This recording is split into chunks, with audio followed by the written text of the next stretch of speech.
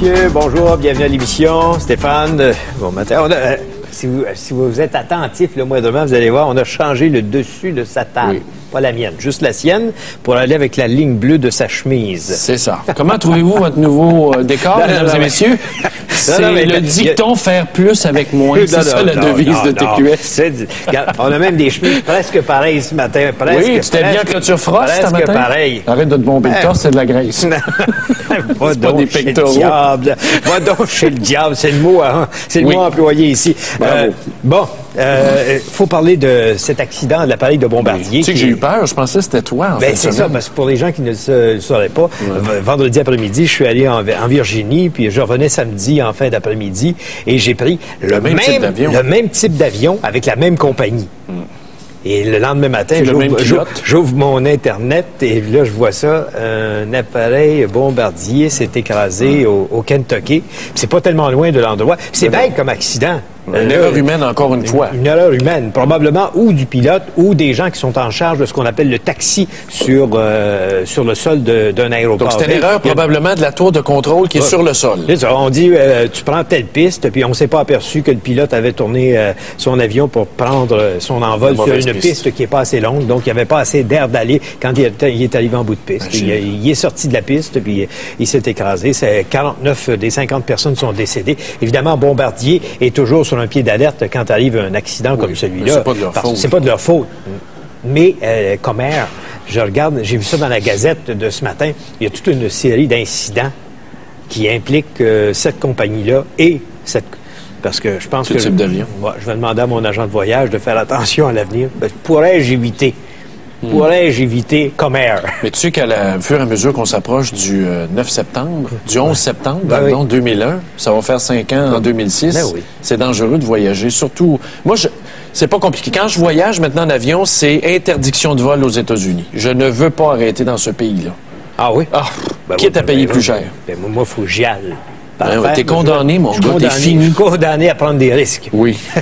Probablement qu'un jour, nos polices d'assurance vont augmenter. Oui. Allez-vous aux États-Unis? Les compagnies d'assurance vont nous demander, allez-vous en avion aux États-Unis? Ils vont augmenter la prime d'assurance vie. Oui. J'en suis convaincu que ça va nous arriver.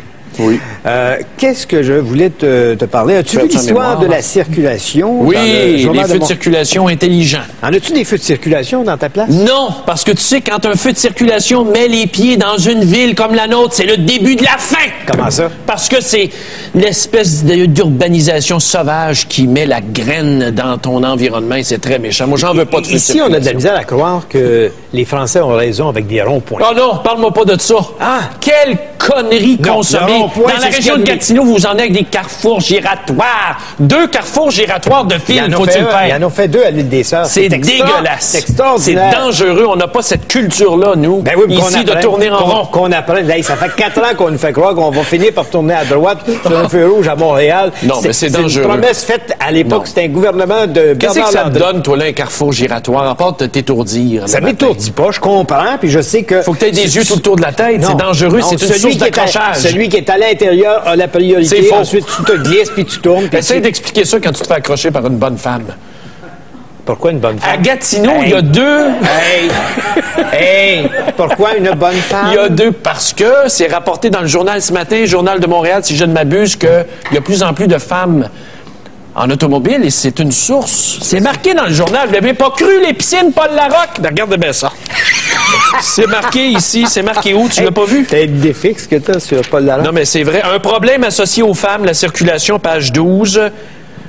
Bon, je ne l'ai pas eu le temps de le lire, mais je vous le dis, c'est le grand titre ce matin. De toute façon, quand on regarde ça, moi, je suis content de savoir qu'on vient enfin de s'apercevoir que notre circulation, les feux de circulation étaient complètement inutile à certaines heures de la journée. On peut les rendre plus intelligents, on peut les rendre clignotants à certaines heures. Quand il n'y a pas de circulation, tu es obligé, tu es assis dans ton véhicule, il ne passe alors aucun véhicule, ni dans ce sens-là, ni dans ce sens-là. À 4 heures du matin. À 4 heures Comme du des matin, fois je fais, là, t'attends sa rouge, puis il y a des caves qui attendent sa rouge à 4 heures du matin. Il faut attendre, mais elle est rouge. Elle est rouge, t'attends. Ça, c'est certain. Mais il faut attendre, il n'y a pas un chat.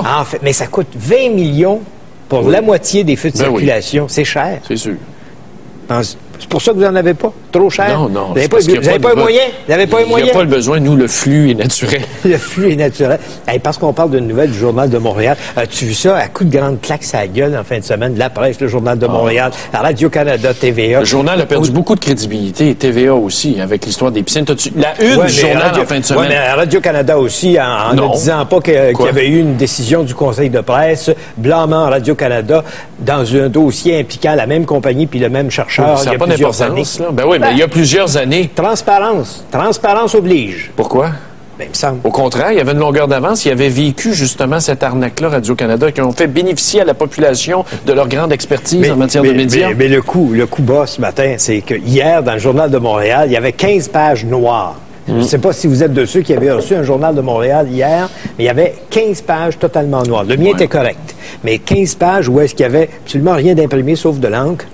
Et là, ce matin, c'est rapporté dans la presse, hein, comme, avec un petit pincement en disant regardez, vous avez... Ben, c'est un conflit de travail. Ils ont un problème avec les pressiers. C'est imprimé en Ontario. Mais n'empêche que le Journal de Montréal était vicieux de dire qu'une vingtaine de piscines étaient demeurées fermées en fin de semaine. Je comprends. Il y en a 10 qui sont fermées pour la saison, puis on attendait des tests pour les autres. Comprends-tu? Oui? Ben oui, c'est toujours de la désinformation dans ce dossier-là. Ça se baffe. Là. En tout cas, ça joue dur. Ça a été mal monté. Ça joue dur. Ça a été mal monté. Disons que c'était un coup d'exploit qu'on tentait de faire pour promouvoir quelque chose. La rentrée de Paul Larocque, mais ça, on avait mieux fait dans le cas de Jérémy. Jérémy, ça a été bien monté. Mais les piscines, ça a été mal monté. Bon, Murdochville. Je sais que tu aimes parler des municipalités. Difficile. J'aimerais pas être les municipalités éloignées. Oui. C'est comme Murdochville. On dit on va fermer la ville bientôt. On parle de maisons qui se vendent pour 100$. Comment tu réagis? C'est triste. C'est triste, puis il n'y a pas de solution. Ben, c'est ça. Ben, quand il n'y a pas de solution, qu'est-ce qu'on fait? On accepte. Non, c'est de se prendre en main localement. Moi, je crois pas à toutes ces méga structures-là qu'on veut remettre sur pied encore, comme Roméo Bouchard de l'Union paysanne dit ce matin, c'est rapporté dans Le Devoir, l'ancien livre, le pouvoir aux régions, c'est de faire encore plus de gouvernement en région. C'est de se prendre en main localement, d'arriver avec des idées. Il n'y en a pas 56 solutions, il n'y a pas de miracle. Ben oui, mais les gouvernements régionaux, on voit les municipalités c'est les villes. C'est les villes qui doivent se prendre en main, pas les instances régionales. On gaspille une partie de l'argent nécessaire à l'administration régionale en mettant ça dans les commissions scolaires. Ben oui, puis les MMRC, puis les SADC, puis les CLD, puis les CRE, puis tout ce que vous voulez, cette merde-là. Et tout ce monde-là se tire la couverte Saint-Barbe sur l'autre. Pour avoir un budget. Un petit budget puis un peu de pouvoir. Un peu de pouvoir local. Alors que le résultat est nul de nullité absolue. La preuve chez nous, c'est qu'aucune instance régionale n'a été impliquée dans la relance et ça a très bien fonctionné, à part celle qui donnait des subventions qu'on a forcé à agir. C'est tout. Ça a marché, mais il faut que la ville prenne le leadership. Mais Murdochville, c'est fini. Il est trop tard. Et il semble pas y avoir là une volonté. Mais qui va aller s'établir loin comme ça? C'est ça le problème. Ben, là, tu viens de toucher le nerf de la guerre. Ouais. Tu peux bien faire le fin, là, puis le fin finaux avec ta ville qui est pas si loin de Montréal. Ben oui, c'est ça, je te dis, j'ai pas de mérite. Tu peux pas faire ça. T'as pas de mérite, d'abord. C'est un couillon, c'est ça que tu me dis, et je l'accepte ce matin, parce qu'étant proche de Montréal, de l'Ontario, des États-Unis, population bilingue, bon tarif de location. Mais ça, t'as des avantages que Murdochville n'a pas offrir. Il ne peut pas offrir, ne pourra jamais offrir. Au fond, je suis un pourri puis un parvenu. Ben non, je voulais pas. T'es correct, là, t'as bien fait ça. Tout le monde admire ce que t'as fait. Mais en même temps, arrête de me dire qu'il faut sauver toutes les villes qui sont en difficulté et qui sont à l'autre bout du monde. Les moineaux, ils vont même pas dans ces places-là. Ils virent avant. Non? Hein? T'es bouché? T'es bouché? T'es bouché un peu? Jésus a dit sur les moineaux qu'il ne souciait guère de faire l'épicerie. Tu t'en souviens? Ils ne vivent que d'amour et d'eau fraîche. Alors faites comme eux. T'as parlé de l'Église. T'as parlé de l'Église. Bien involontairement. As-tu vu ça dans l'Est du Québec? On va avoir des prêtres qui vont venir du Mexique. Comme l'agriculture a besoin de Mexicains, l'Église a besoin de Mexicains. Fait que là, ils venaient sarcler nos oignons. Maintenant, les Mexicains vont venir sarcler vos cerveaux et vos portefeuilles. Non. Donnez généreusement à l'Église, mes amis. Non, mais c'est aberrant. L'Église catholique qui est fermée à l'ordination d'une certaine classe, notamment des femmes. Et des homosexuels, faut-il le dire. Oui, mais ils s'en glissent quand même. En tout cas, mais je ne sais pas, quand on voit certaines choses, on peut carrément se dire, il s'en est glissé, qu'on n'a pas vu passer. As-tu des noms? Oui. Qui? Ah, ben, laisse faire. Il ne peut pas être poursuivi. Ici, à TQS, on a un avertissement solennel, presque quotidien, d'éviter... De parler de l'Église. Non, d'éviter d'être poursuivi. Fait que, on fait attention. Mais l'Église engage maintenant des prêtres mexicains dans l'Est du Québec. Mais je ne sais pas si ces prêtres-là vont venir les légionnaires du Christ qui ont été reconnus comme abuseurs sexuels au Mexique. Je ne sais pas s'ils vont nous envoyer ce scrap-là. Ici, comme nous autres ici dans le Québec. Comme nous autres, on a envoyé notre scrap aux États-Unis. Ouais, on les envoyait à Boston puis dans ce coin-là. Ben oui, puis dans les pays d'Afrique, c'est vrai, scrap pour scrap. On n'avait pas pensé à ça. Ouais. On veut les noms des prêtres mexicains. On veut faire une enquête sur eux. On va aller faire un tour au Mexique rapidement. On va envoyer ça par Purolator. Puis on va avoir des informations. Madame Théberge, les garderies, c'est la rentrée scolaire, mais il y a le carnaval est fini, mesdames et messieurs. Veux-tu arrêter de faire des allusions au carnaval? Ça n'a aucun rapport. Mme Théberge est aujourd'hui la ministre responsable des garderies, des CPE. Bon, hier, elle a été assez catégorique. C'est non. C'est non. Pas de surfacturation. C'est non, sinon.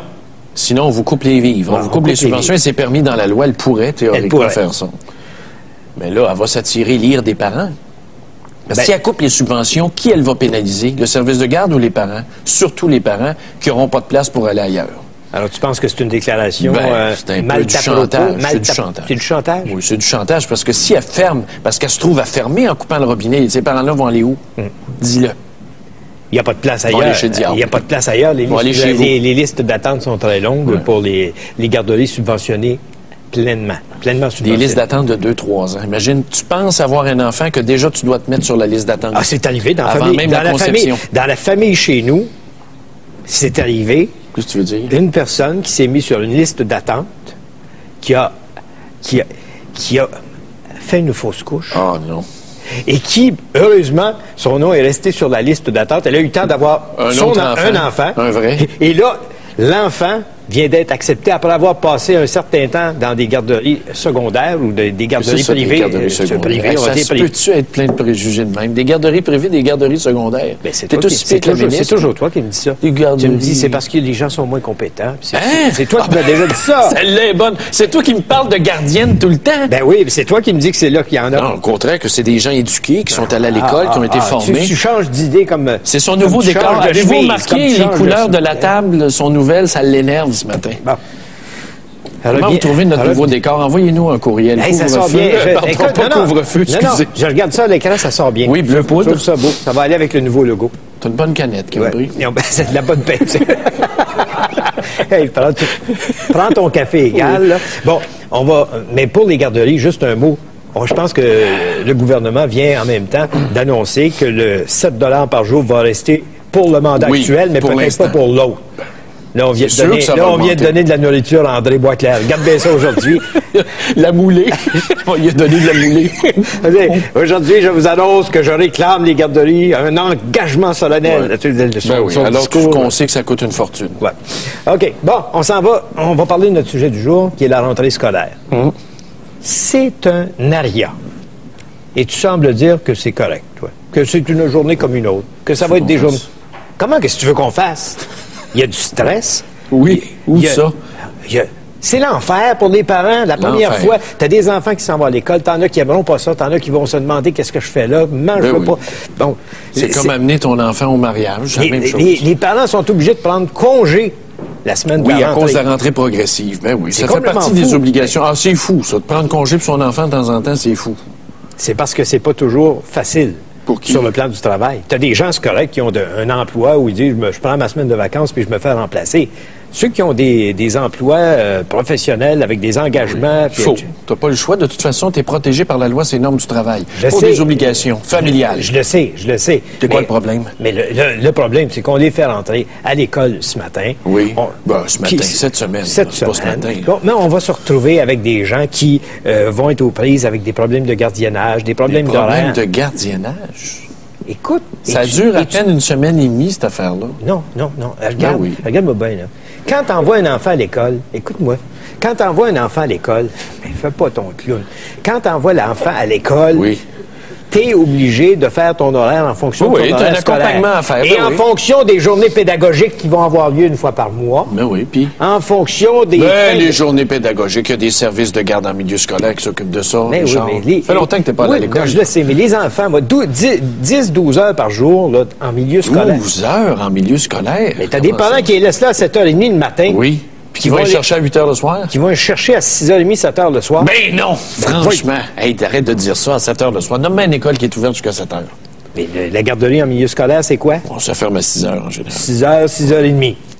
Bon, oui, c'était en retard. Ça fait 11 heures. 11 heures à l'école. C'est à force, ça fait défaut le long du chemin. Bon. Alors, la question qu'on va vous poser ce matin, vous allez pouvoir nous en parler. Vous allez être capable également de nous parler des frais scolaires. Vous avez la gratuité. Vous êtes sûrement aperçu que la gratuité, ça n'existe pas. Ça a coûté quelque chose. Ça a coûté quelque chose. Alors, la rentrée scolaire, pour vous, est-ce que c'est l'enfer ou la délivrance? Enfer ou délivrance pour la rentrée scolaire? Parle d'une question, toi. Attends, tu vas voir. Laisse le monde s'exprimer. Vous pouvez commencer tout de suite à nous appeler. À Montréal, 514-790-0874. De partout au Québec sans frais. 1-877-790-3535 ou écrivez-nous par Internet à www.tqs.ca.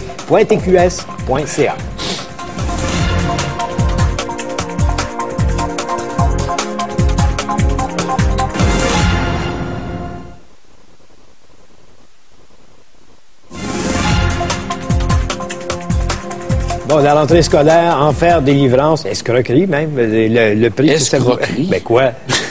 On te demande d'acheter 6 effaces pour ton enfant. Oui. Il t'envoie la liste, là, 6 effaces. Quand est-ce qu'il va en avoir besoin de 6, puis il va en avoir perdu 5 avant d'arriver à la deuxième? Dans l'année scolaire. L'idée, c'est de les acheter d'avance de sorte qu'on ne se fait pas pogner culotte baissée, Richard. Voyons donc. Ce sont des exigences. Mais pourquoi tu dis que c'est de l'escroquerie? Ben, parce qu'on demande aux parents de se commettre, de faire des dépenses qu'on pourrait faire graduellement dans l'année, au fur et à mesure du besoin dans l'année. Mais si tu les achètes pas, qu'est-ce que tu penses qu'il va arriver? Rien. Ben, je sais bien, mais pourquoi ils ne sont pas plus intelligents, ceux qui préparent la liste? Tant que t'es chialeux un matin, ça se peut-tu? Les listes se sont préparées de connivence avec des librairies qui donnent des petits cadeaux. Ils voient des complots partout. Non, écoute-moi bien, je peux t'en compter des histoires. Quand est-ce que tu as fait la rentrée scolaire la dernière fois? Ça fait longtemps. Merci. Bon, on va parler à Jean Pagé. Jean Pagé, il y a 2 enfants. Jean Pagé qui anime 110 le soir tard, mais qui a 2 enfants, un au primaire, un au secondaire. Il va nous parler de ça dans la rentrée. Jean, bonjour. Salut, messieurs. Comment ça va ce matin? Ça va super bien. Ouais. C'est demain la rentrée. Et toi, c'est demain. Bon, parle-moi des obligations que ça entraîne. D'abord, la plus vieille, qui a 14 ans, qui est en secondaire 4, pas de problème, elle s'organise toute seule, elle. Ses vêtements? Ses vêtements, elle aussi, elle s'organise toute seule. Ils ont un costume. Elle va au pensionnat Saint-Nom-de-Marie. Et elle a un costume. Donc ça nous enlève tellement un gros poids sur les épaules, là.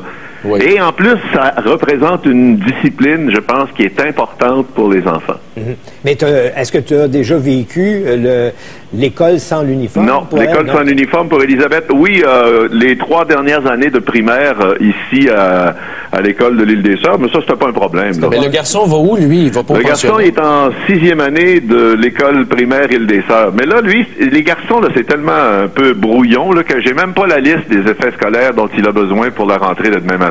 Imagine, ça va bien. Mais non, mais Stéphane, mais gars, que je suis d'accord avec toi, c'est pas un problème. Va les acheter au fur et à mesure. Oui, dans ton cas. Là, je vais lui dire demain matin, avant de partir, là, je vais aller le reconduire à l'école. Je dis, regarde, rapporte-moi une liste, là, puis demain après-midi, je vais aller faire ça, ça va prendre 10 minutes. Mais t'as pas besoin de 6 effaces. T'as parfaitement raison, Richard. T'as besoin d'1 ou 2 effaces. Puis je pense qu'il doit en rester à traîne à quelque part là, de l'année passée. Là. Oui, dans le fond du sac. Mais là, est-ce qu'il avait hâte de retourner à l'école? Oui, je pense qu'ils ont hâte là, de retourner à l'école. C'est un peu normal, je pense, de 2 mois de vacances. Puis ça fait partie de la vie. Mais en même temps, tu fais partie des chanceux. L'école est à proximité du domicile. Oui, l'école est à proximité du domicile. Vous savez, j'ai la garde de mon fils. Alors, je suis monoparental, moi. Et je m'organise mon horaire. Tu parlais tout à l'heure d'un horaire atypique. C'est vrai que j'ai un horaire de fou, là. Mais j'organise toujours mon horaire pour qu'à 3h30 l'après-midi, je sois à la maison pour l'accueillir et faire les devoirs avec lui. Ah, ça, c'est bon. Je ne prends jamais de rendez-vous après 3h30 l'après-midi. Mais tu es conscient que tu es chanceux. Oui. Ah, ben oui, je suis chanceux, c'est sûr. Je suis un privilégié, moi, de la société. La plupart des gens ne peuvent pas faire ça. Ça, c'est vrai. Fait que t'as pas de problème de gardienne? J'en ai des problèmes de gardienne. J'ai vu ton coude, là. J'en ai souvent des problèmes de gardienne, Stéphane. Non, mais j'ai trouvé ça tellement sympathique quand j'ai entendu ça, ces déclarations-là, que le monde a fait un plat avec rien. Dans quel sens? Ben, les remarques là, de la rentrée à TQS à Montréal. Ouais. Moi, le premier réflexe, j'ai trouvé ça drôle. Mais tu sais, Stéphane, que c'est vrai qu'on s'est fait faire cette réponse-là à quelques reprises. Oui, mais t'avais pas le droit de le dire. Mais une mauvaise blague, là, puis c'est mal tombé. Ouais, c'était même pas mauvais, c'était bon. Bon. Enfin, quelqu'un qui prend ma défense. Ben, écoute donc. C'est vrai, pareil. Mais revenons à l'année scolaire. Est-ce que tu as déjà fait un budget pour savoir combien ça coûte la gratuité scolaire au Québec? Ben, ça coûte... Ben, d'abord, Elisabeth, c'est pas gratuit. Là. Elisabeth, ça me coûte 1800 $ de frais de scolarité. Ouais, par année, oui. Par année, plus les adhésions à ci, à ça. Là, ça doit coûter à peu près 2500 pour Elisabeth dans son collège privé. Dans un collège privé. Oui. Puis William, ben là, écoute, il faut que je paye les services de garde le midi. Ouais. Il faut que je paye les repas du midi. Alors ça, c'est 72 $ par mois. Puis le service de garde, je pense que c'est à peu près une cinquantaine de dollars par mois. C'est combien ton compte de taxe scolaire? Mon compte de taxe scolaire, il est, je pense que c'est 1000 quelque chose par année. Seigneur. Non, mais c'est parce qu'il faut jamais oublier que, regarde, on oublie souvent ça. On paye des taxes scolaires. Il y a du monde qui n'a pas d'enfants. Il y a du monde qui a des enfants qui ont fini l'école et qui continuent à payer. Ça veut dire que c'est uniforme pour tout le monde, un compte de taxe scolaire. La majorité paye pas des enfants à l'école. Fait que ça fait des sommes faramineuses, puis on vient te demander après ça un petit peu plus d'argent pour la garde. La taxe scolaire, c'est rien dans le budget du ministère de l'Éducation, de 12 milliards par année. La taxe, ça rapporte rien. Comment c'est rien? Pour une commission scolaire. Tu vois, Jean, lui, il paye 1000 $ par année de taxe scolaire. Chez nous, on en paye 300. Je vous dis, c'est pas ça qui fait vivre une école. Non, mais si tout le monde paye, ça aide, par exemple. Oui, c'est ça. C'est vrai. Je pense qu'on est dans cette société-là, social-démocratie. Je pense que tout le monde doit participer. Tout le monde doit contribuer. Oui. Moi, je suis d'accord. Non, c'est peut-être le compte de taxe que je paye avec le plus de plaisir, moi, la taxe scolaire. Ben, moi, je suis pas en désaccord de payer, mais ça demeure qu'il y a des gens qui continuent de contribuer à l'éducation des enfants, même quand ils n'en ont plus.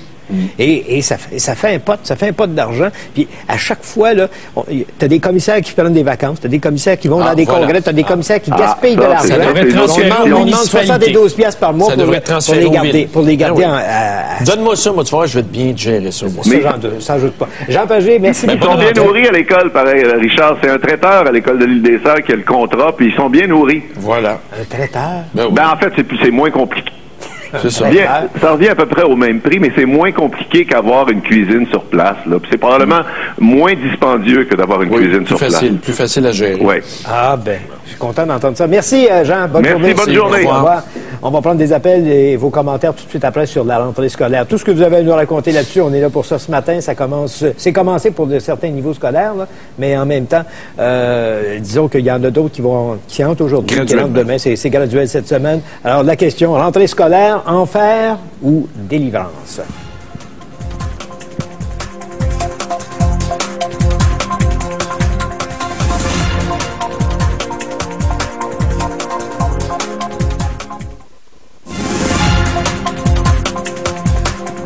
Voyez-vous comment est-ce que nous sommes devenus politiquement corrects ici à TQS? Regardez l'image de fond d'écran ici. Un enfant asiatique. Voilà, pour ne pas heurter nos communautés culturelles. Comment ça, c'est ça. Au lieu de mettre un enfant blanc, mâle, on a mis une jeune fille asiatique. Vous voyez comment est-ce qu'on est en voie de disparition? Autrefois, on les achetait pour la Sainte-Enfance avec des là, ils sont en train de nous acheter des carrés, mesdames et messieurs. On va prendre un premier appel. On va aller à Sherbrooke. Nicole qui est en ligne. Bonjour, madame. Oui, bonjour. On vous écoute. Oui, moi, j'en ai 3 qui ont la rentrée ce matin. 3? J'en ai un au primaire, un au secondaire et un au cégep. Bon, vous avez fait ça comment? Celui du secondaire était chez son père, sauf qu'à 7 ans, il a appelé parce qu'il avait oublié son linge d'éduc. Celui du cégep est parti ce matin sans me dire s'il venait dîner, souper, à quelle heure, puis bon, il y a des cours de soir. Et celui du primaire, ben, c'est moi qui ai fait son entrée à l'école. Il va revenir dîner, il va rentrer à 3h30. Donc, il faut que j'arrive à gérer tout ça. Et heureusement que je travaille pas pour le moment, parce que vraiment, je sais pas comment j'arriverai à faire tout ça. C'est une gestion assez ardue. La routine vient d'être brisée. D'abord, l'été. Ben oui, mais ça dure une semaine ou deux. Là, on se garochera pas 5 minutes. Non, ça dure l'année. Ça dure toute l'année. Ça dure l'année, parce que quand on veut la rentrée gérer est progressive.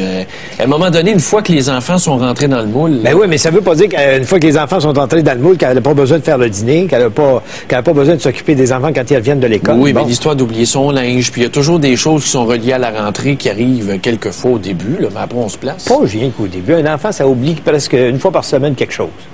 Minimum. Minimum, hein? Oui, puis il arrive quelque chose à l'école, bon, ben là, il t'appelle, il faut que tu ailles le chercher. Donc, tu veux prendre un rendez-vous chez le médecin, ben il faut que tu essaies avec le médecin de trouver un rendez-vous qui va fitter dans cet horaire-là. Puis, moi, j'ai à peine 20 000 par année, donc il faut que je gère aussi financièrement parlant. Ça vous a coûté combien? La rentrée, ça vous a coûté combien? J'ai un montant pas la compter.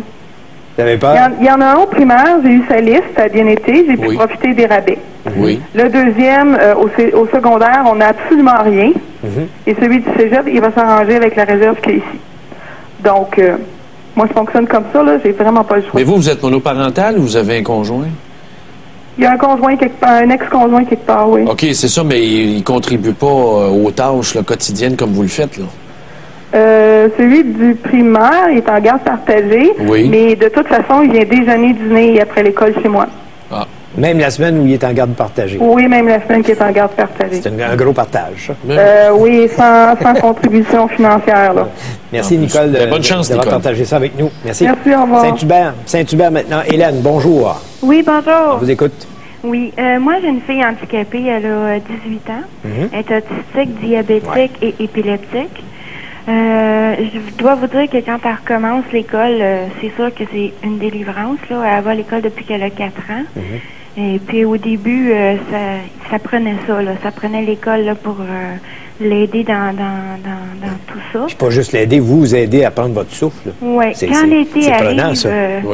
Quand l'été arrive, moi, je vois ça comme ben gros. Là. C'est sûr que je l'envoie dans un centre de répit presque à toutes les fins de semaine. Là. Parce que c'est la continuité aussi de l'école. Les autres, ils travaillent là-dessus. Mais c'est certain là, que l'école, quand elle arrive, pour moi, c'est une délivrance. J'ai un enfant aussi normal. Et puis elle, quand l'école arrive, je pense qu'il est temps parce qu'elle a hâte d'aller à l'école. Oui, après 2 mois et demi, c'est vrai. Je pense que c'est généralisé. Ouais. Chez les jeunes.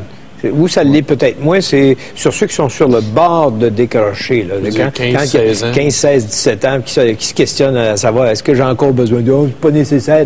Les cours de géographie, j'en ai pas besoin de ça. L'entrée la plus plate, c'est sûrement ça, le cégep. Oui. C'est vrai que c'est une entrée qui est plate. Mais quand les parents sont là pour aider, la plupart du temps, puis les stimuler, ça devrait pas y être. Là. Merci, Hélène, de votre appel. Merci. À Montréal plaisir. maintenant. Merci. On va aller à Stéphanie. Stéphanie, bonjour. Stéphanie, est-ce qu'elle est là? Elle est partie à l'école. On va aller à Victoriaville. Gaëtan, bonjour. Bonjour. On vous écoute. Moi, c'est pour souligner le point, là, comme vous avez parlé tantôt, là, pour les horaires pour l'année scolaire. Dans ma situation, moi, je viens de rentrer mon enfant aujourd'hui. OK. Sur l'heure du midi, la généralité du monde, on va dîner chez nous de midi à 1h. Lui seulement, qui finit l'école à 11h10, qu'il faut qu'il retourne à midi 23. C'est bon, ça. C'est quoi le calcul de temps qu'on a pour lui faire dîner? Puis, Non, c'était... Tu sais, l'inintelligence de l'organisation. C'est ça qui m'a... C'est ça qui est... On va mettre les cartes sur table. Je sais ce que tu veux dire. On commence trop tôt. Il y a une commission scolaire chez nous. La commission scolaire anglophone commence à peu près à 7h30, 8h le matin. Tu sais-tu pourquoi? Ça va, c'est pas pire. Non, mais savez-vous pourquoi on finit à 11h30, par exemple, pour aller dîner, puis qu'on finit de bonne heure de plus en plus? C'est parce que c'est les mêmes étobus qui font la run du secondaire et du primaire. C'est ça le problème, puis on peut pas y mettre ensemble. Fait qu'il y en a qui commencent plus tôt, puis il y en a qui commencent plus tard. C'est à cause de l'autobus. C'est l'autobus qui dicte l'horaire scolaire au Québec depuis 10 ans. Ben oui, puis le parent, là-dedans, le parent qui travaille, là, il n'est pas capable d'aller organiser le repas avec ça. Non, il peut pas. Ben non, c'est les autobus qui mènent. Qu'est-ce qui fait votre enfant quand il sort de l'école à 11h10? Lui, il s'en vient à pied parce qu'il est en 6e année. OK. Il n'y a pas de problème. C'est quand même... il y aura peut-être 15 minutes. Mais si vous n'êtes pas là, qu'est-ce qu'il fait? Lui, il a sa clé pour rentrer à la maison. Il a sa clé. Il est rendu assez grand pour... OK. Puis il se fait manger tout ça? Le midi, quand une fois j'arrive pour dîner, j'ai environ 10 minutes pour tout préparer le dîner. Puis Il se fait pas manger tout seul. Il se fait pas manger tout seul là, quand il arrive chez lui midi. C'est ça l'aberration. C'est ça. Lui là, il sort de son travail, il faut qu'il rentre chez lui, il arrive peut-être à 12h05, puis l'autre, il faut qu'il soit à l'école à 12h20. Quand il peut pas, comme père de famille ou comme mère de famille, se présenter, fait qu'ils vont chez la grosse patate du coin, là, ou ils vont chez Couche-Tard, puis après on se demande comment ça se fait qu'ils sont obèses et qu'ils élargissent du C'est pas bon non plus, il faut qu'ils aient quand même bien nourri pour... Vous êtes chanceux, vous êtes en milieu urbain, pas trop peuplé, qui fait que ça... Il y a une proximité peut-être de votre emploi avec les gens. Moi, je suis proche de mon travail, j'ai environ 3-4 minutes, moi aussi. C'est sûr, à Montréal, ce serait impossible. Non. Puis pour les articles scolaires, comme vous avez parlé avec les autres, moi, j'ai pas de difficulté trop. On récupère ce qu'il n'a pas utilisé l'année d'avant. Oui. Puis environ, moi, l'année passée, ou le 2 ans, ça m'avait coûté maximum, je pense, c'est 8 $ pour toutes les fournitures scolaires. Parce que quand on surveille ce qu'on achète et qu'on utilise, d'habitude, ça va quand même bien. Quand on fait attention à ses affaires, au lieu de... Parce qu'il y en a qui brisent tout. Hein? Oui. Il y a des brise-fer là-dedans. Non, mais moi, j'étais reconnu comme merci à Gaëtan. Merci. Non, mais j'étais reconnu comme quelqu'un... Moi, je pouvais conserver des affaires des semaines, des années, puis il n'y a pas de problème. J'ai des affaires que j'ai encore qui viennent pas de l'école, mais que je garde, que d'autres, tu dirais, tu leur mets ça dans les mains, en dedans de 6 mois, c'est pas utilisable. C'est étonnant pour un homme.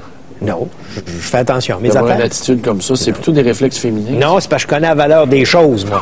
Je connais la valeur des choses. Ah! Le prix que ça coûte pour en acheter. Le Séraphin Poudrier. Non, c'est pas une question. C'est une question de faire attention à ce qu'on dépense comme argent. Oui. On va prendre un autre appel. On va aller à Stéphanie qui est là maintenant. Stéphanie, bonjour. Elle n'est pas encore là. Non, il y a quoi avec les Stéphanie ce matin? Stéphanie, mais c'est la même. On l'a replacée en ligne. Karine, Québec. On va aller à Québec. Karine, bonjour. Bonjour. On vous écoute.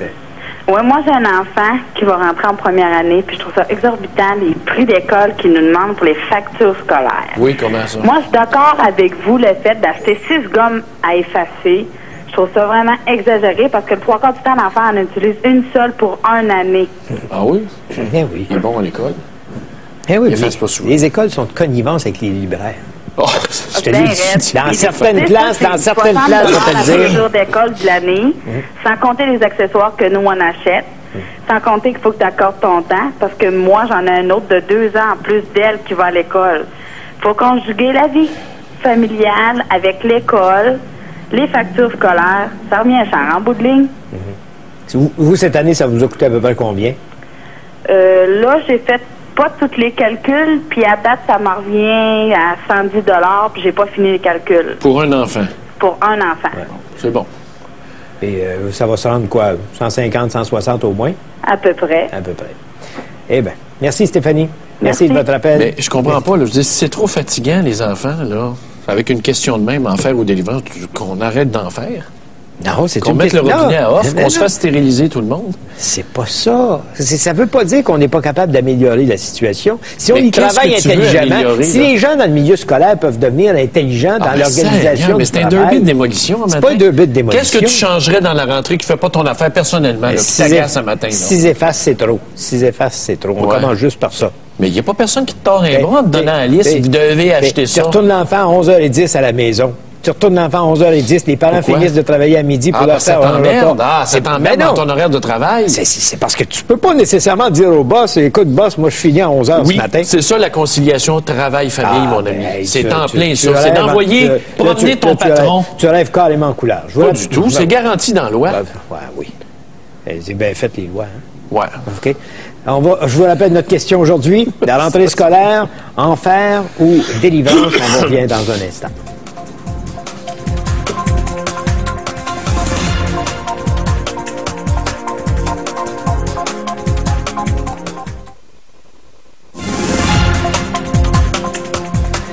Bonjour.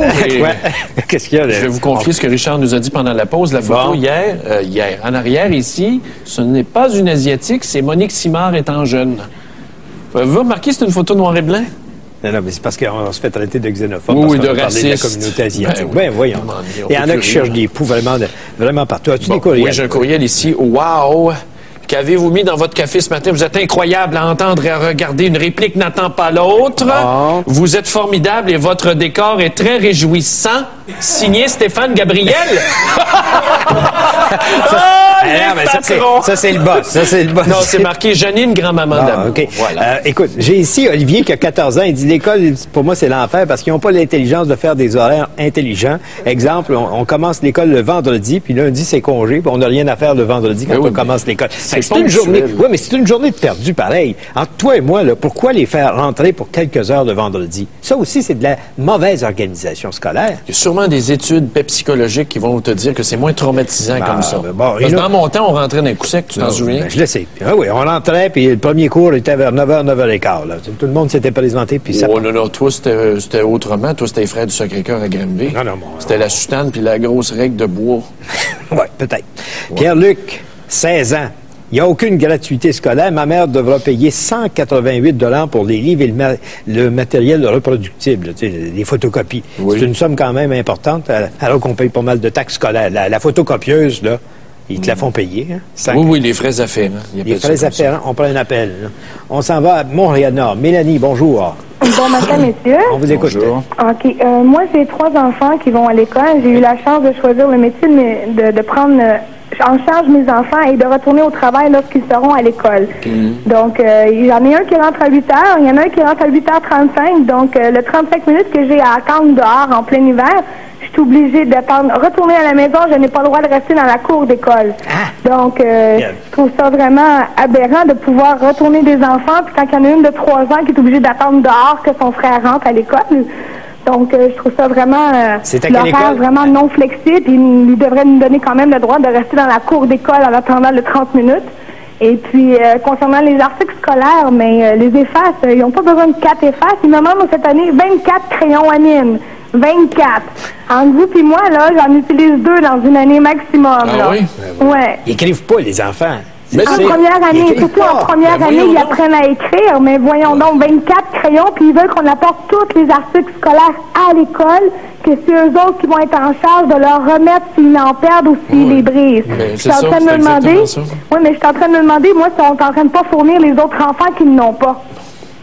Tu sais, s'ils mettent tout ça dans une boîte, après ça, s'il y a un autre enfant qui ne l'ont pas, mais nous autres, on paye pour nos enfants, mais c'est dans le sens que les autres ils vont dire 24 crayons de telle marque avec de mine, DHB. Pas de mine qui casse aux 5 minutes. Ben non, je le sais, mais ils vont dire 24, tout le monde paye avec. Mais tu sais, 24 crayons, là, on est toujours bien 10 mois à l'école par année. Là. Un crayon, ça s'aiguise. Il y a des compulsifs. Oui, mais regarde ce qu'elle vient de te dire. Par expérience, elle vient de te dire que ça peut durer l'année 2 crayons. Non, franchement. J'ai été au secondaire, j'ai été partout, même au professionnel, moi. Puis deux crayons par année, c'est suffisant. 1 ou 2 effaces suffisant pour l'année. Ah oui, vous êtes sûr de ça? Oui, 2 crayons en ligne au secondaire. On se demande comment ça fait que les jeunes diplôment plus. L'efface, c'est 1 par année. La deuxième, mais oui, on donc la première. Il n'y a pas personne qui va me faire croire que tu utilises 2 crayons à mine dans ton année scolaire. Voyons donc, ça veut dire que tu fais rien. Mais si tu n'en utilises pas 2, tu n'en utilises pas sûrement pas 24. Ça, c'est sûr et certain. C'est comme un peu trop, là. Trop, c'est comme pas assez. C'est trop. Ouais. Merci, c'est trop d'apprendre. Merci, Mélanie. Merci. Bonne journée. Bonne journée. Après, on se demande pourquoi les jeunes décrochent, Christy. Ouais, t'étais mieux de mettre le ti. OK, on va aller à Gatineau maintenant. On a Joanne qui est en ligne. Bonjour. Oui, bonjour. Je vous écoute. Moi, c'est une délivrance. Parce que moi, j'ai 3 enfants. Il y en a, la plus vieille, elle demeure avec son père. Et puis les 2 autres, ils ont 9 puis 10 ans. Et puis, dans la rue, toutes les mamans travaillent, sont toutes parties au camp de jour. Puis moi, je suis seule avec les enfants. Fait que toute la journée, ça passe son temps à s'astiner. Puis, ils sont trop longtemps ensemble. Vous êtes la mère de service sur la rue. Oui.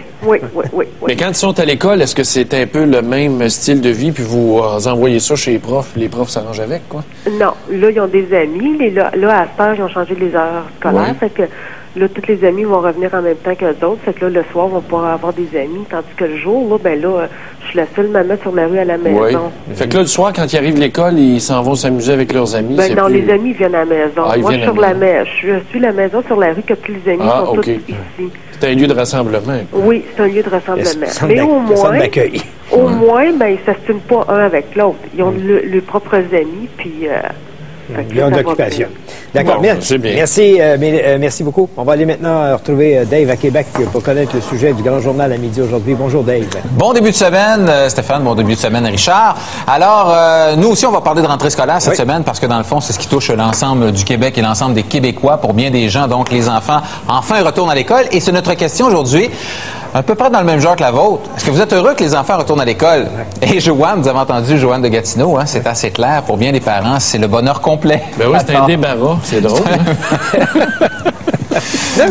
Non, mais c'est vrai. Tu peux bien rire. Mais tu n'as pas passé ta journée ou tu n'as pas passé ton été à la maison avec des enfants turbulents.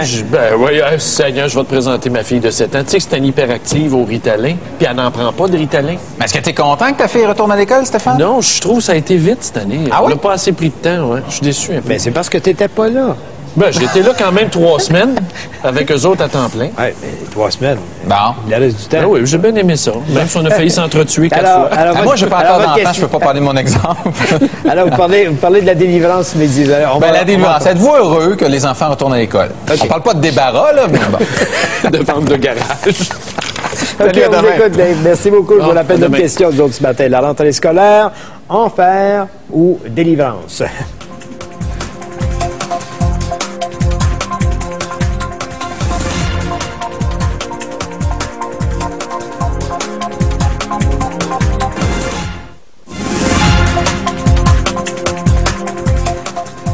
Dans les courriels, j'ai Sylvie à Québec, qui est une mère de 3 enfants, qui dit ça coûte cher parce que elle est monoparentale, puis elle dit il y a des coûts. Elle dit il y a des coûts évidemment de matériel, puis après ça, c'est le coût de gardiennage après les heures d'école correctement. Ensuite, c'est la garderie de l'école qui te demande des frais supplémentaires pour des sorties. Elle dit on n'a pas d'aide. La journée qui sont pas là, qui font une grève, qui sont en journée pédagogique, c'est l'enfer c'est encore l'enfer. Là, ça commence à rentrer des courriels nous parlant de l'enfer des parents. Puis, dans les tiens. J'en ai un ici, Rivière-Baudette. Lise. Je suis une grand-mère d'une petite fille de 6 ans. Je trouve la situation aberrante de voir ma petite fille se lever à 5h30 tous les matins pour prendre l'autobus à 6h30, tandis que les ados prennent l'autobus à 8h50. Est-ce normal? Madame, c'est triste, mais c'est ça dans pratiquement toutes les commissions scolaires où on partage les autobus. Les plus jeunes commencent plus tôt, et les plus vieux, eux autres commencent plus tard, à cause de leurs hormones. Oui, mais c'est juste que la logique voudrait que ça soit le contraire. Ah ben, on ait de l'argent pour 2 systèmes d'autobus, j'ai pas de problème. Mais la logique voudrait que...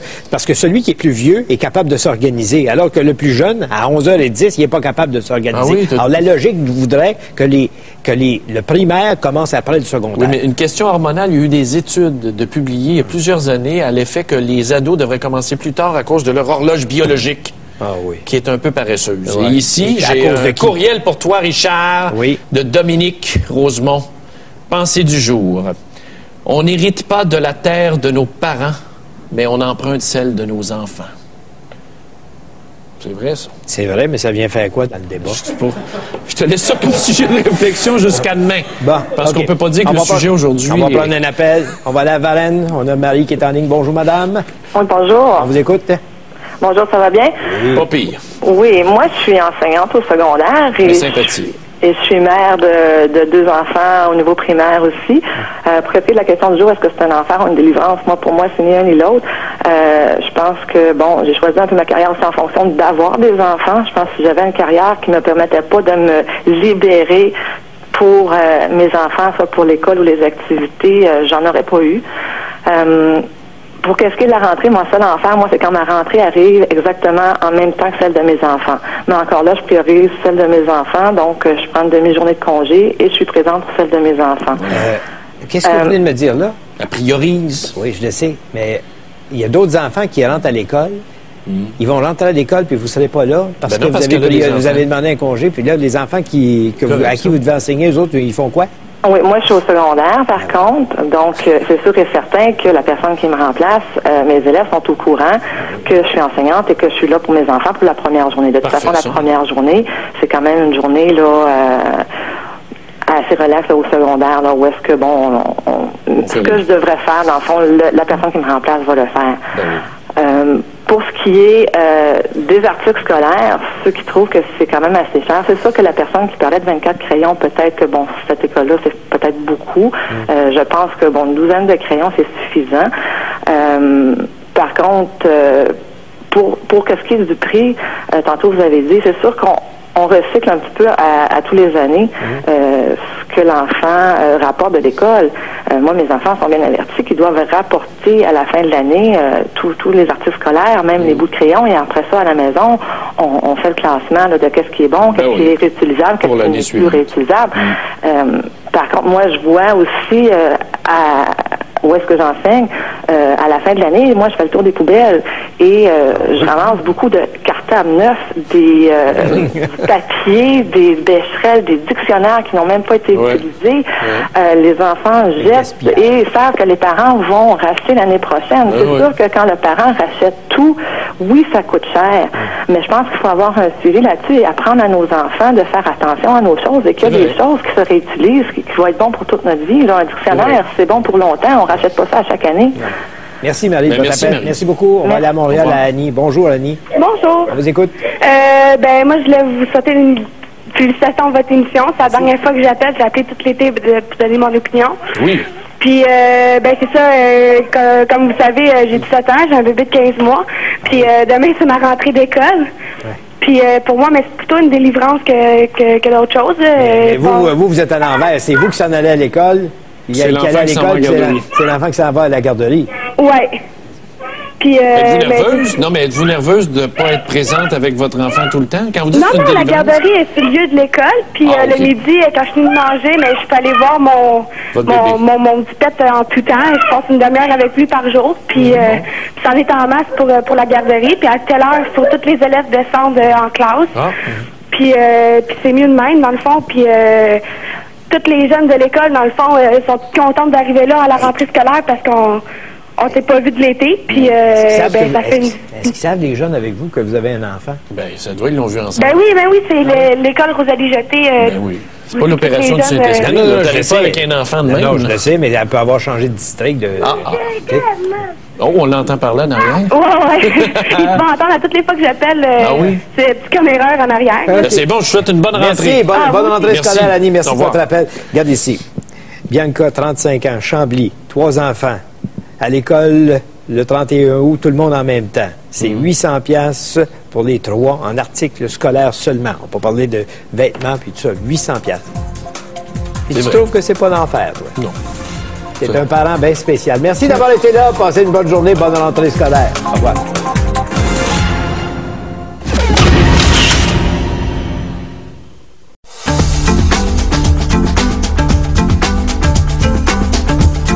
Mesdames et messieurs, bonjour, bienvenue à l'émission. Stéphane, bon matin. Si vous êtes attentif le mois de mai, vous allez voir, on a changé le dessus de sa table. Oui. Pas la mienne, juste la sienne, pour aller avec la ligne bleue de sa chemise. C'est ça. Comment trouvez-vous votre nouveau décor, mesdames et messieurs? C'est le dicton faire plus avec moins. C'est ça la devise de TQS. Regarde, on a même des chemises presque pareilles ce matin. Oui, tu t'es bien clôture frost ce matin? Pareil. Arrête de te bomber le torse, c'est de la graisse. Va donc des pectoraux. Va donc chez le diable. C'est le mot, le mot employé ici. Bon, faut parler de cet accident de l'appareil de Bombardier. Tu sais que j'ai eu peur, je pensais que c'était toi. C'est ça, parce que pour les gens qui ne le sauraient pas, vendredi après-midi, je suis allé en Virginie, puis je revenais samedi en fin d'après-midi, et j'ai pris le même type d'avion avec la même compagnie. Et le lendemain matin, j'ouvre mon Internet et là, je vois ça, un appareil Bombardier s'est écrasé au Kentucky. C'est pas tellement loin de l'endroit. C'est bête comme accident. Une erreur humaine, encore une fois. Une erreur humaine, probablement, ou du pilote, ou des gens qui sont en charge de ce qu'on appelle le taxi sur le sol d'un aéroport. Donc, c'est une erreur probablement de la tour de contrôle qui est sur le sol. C'est ça. On dit, tu prends telle piste, puis on ne s'est pas aperçu que le pilote avait tourné son avion pour prendre son envol sur une piste qui n'est pas assez longue, donc il n'y avait pas assez d'air d'aller quand il est arrivé en bout de piste. Il est sorti de la piste, puis il s'est écrasé. 49 des 50 personnes sont décédées. Évidemment, Bombardier est toujours sur un pied d'alerte quand arrive un accident comme celui-là. C'est pas de leur faute. C'est pas de leur faute. Mais comme air, je regarde, j'ai vu ça dans la Gazette de ce matin, il y a toute une série d'incidents. À ta place? Non, parce que tu sais, quand un feu de circulation met les pieds dans une ville comme la nôtre, c'est le début de la fin. Comment ça? Parce que c'est l'espèce d'urbanisation sauvage qui met la graine dans ton environnement et c'est très méchant. Moi, j'en veux pas de feu de circulation. Ici, on a de la misère à croire que les Français ont raison avec des ronds-points. Oh non, parle-moi pas de ça. Ah! Quelle connerie consommée. Dans la région de Gatineau, vous en êtes avec des carrefours giratoires. 2 carrefours giratoires de fil, faut-il faire? Ils en ont fait 2 à l'île des Sœurs. C'est dégueulasse. C'est extraordinaire. C'est dangereux. On n'a pas cette culture-là, nous, ici, de tourner en rond. Qu'on apprenne. Hey, ça fait 4 ans qu'on nous fait croire qu'on va finir par tourner à droite sur un feu rouge à Montréal. Non, mais c'est dangereux. C'est une promesse faite à l'époque. C'était un gouvernement de Bernard Qu'est-ce que ça te Landry. donne, toi, là, un carrefour giratoire, à part de t'étourdir? Ça m'étourdit pas, je comprends, puis je sais que... Faut que tu aies des yeux tout le tour de la tête. C'est dangereux, c'est une source d'accrochage. Celui qui est à l'intérieur a la priorité. Ensuite, tu te glisses, puis tu tournes. Essaye d'expliquer. Qui implique cette compagnie-là et cette... Parce que je pense que... Ce type d'avion. Je vais demander à mon agent de voyage de faire attention à l'avenir. Pourrais-je éviter? Pourrais-je éviter comme Air? Mais tu sais qu'à fur et à mesure qu'on s'approche du 9 septembre, du 11 septembre, pardon, 2001, ça va faire 5 ans en 2006, c'est dangereux de voyager. Surtout, moi, c'est pas compliqué. Quand je voyage maintenant en avion, c'est interdiction de vol aux États-Unis. Je ne veux pas arrêter dans ce pays-là. Ah oui? Ah, quitte à payer plus cher. Moi, il faut que j'y aille. T'es condamné, mon gars, t'es fini. Je suis condamné à prendre des risques. Oui. Probablement qu'un jour, nos polices d'assurance vont augmenter. Oui. Allez-vous aux États-Unis? Les compagnies d'assurance vont nous demander, allez-vous en avion aux États-Unis? Ils vont augmenter la prime d'assurance vie. Oui. J'en suis convaincu que ça va nous arriver. Oui. Qu'est-ce que je voulais te parler? As-tu vu l'histoire de la circulation? Oui, les feux de circulation intelligents. En as-tu des feux de circulation? Qu'est-ce ça quand tu te fais accrocher par une bonne femme? Pourquoi une bonne femme? À Gatineau, il y a 2... Hey! Pourquoi une bonne femme? Il y a 2, parce que c'est rapporté dans le journal ce matin, Journal de Montréal, si je ne m'abuse, qu'il y a de plus en plus de femmes en automobile et c'est une source. C'est marqué dans le journal. Vous n'avez pas cru, les piscines Paul Larocque? Ben, regarde bien ça. C'est marqué ici. C'est marqué où? Tu l'as pas vu? T'as une défixe que t'as sur Paul Larocque? Non, mais c'est vrai. Un problème associé aux femmes, la circulation, page 12. Ah. Bon, je l'ai pas eu le temps de le lire, mais je vous le dis, c'est le grand titre ce matin. Ben, de toute façon, quand on regarde ça, moi, je suis content de savoir qu'on vient enfin de s'apercevoir que notre circulation, les feux de circulation étaient complètement inutiles à certaines heures de la journée. On peut les rendre plus intelligents, on peut les rendre clignotants à certaines heures. Quand il n'y a pas de circulation, tu es obligé, tu es assis dans ton véhicule, tu passes, alors aucun véhicule